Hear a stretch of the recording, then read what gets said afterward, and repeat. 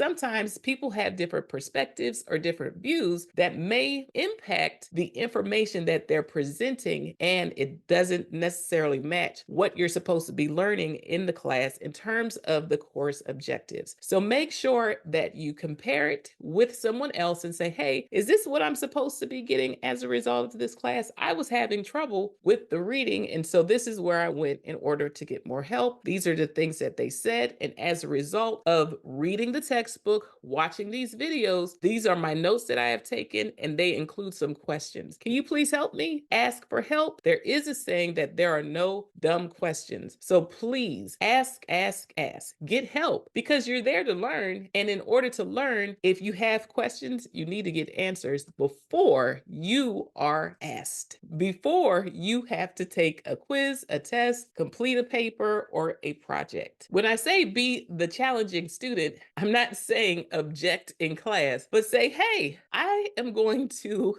disrupt this class with my questions and find out exactly what it is that I need to do in order to do well. And don't just sit there and say, well, I'm just not going to do well in this class. Take on the challenge and say, hey, I have to be proactive about the way I'm studying in this class, and these are the steps that I'm going to take. So once again, if you're in a class and you are not getting a lot of homework, it means you have to do it yourself. Take control of your own learning experience. Don't just fall by the wayside and say, this professor just didn't teach in a way that I was able to access the information. Find out how you can work through a challenging class by doing your homework yourself, whether that's taking notes, asking questions, finding alternative resources, pairing up with a classmate, finding out where you're missing information. Perhaps there's a pattern that the professor has in terms of making sure that the reading from the textbook is paired up with alternative readings, because sometimes those alternative readings will give you examples of what is happening in the text that will help you to learn the information.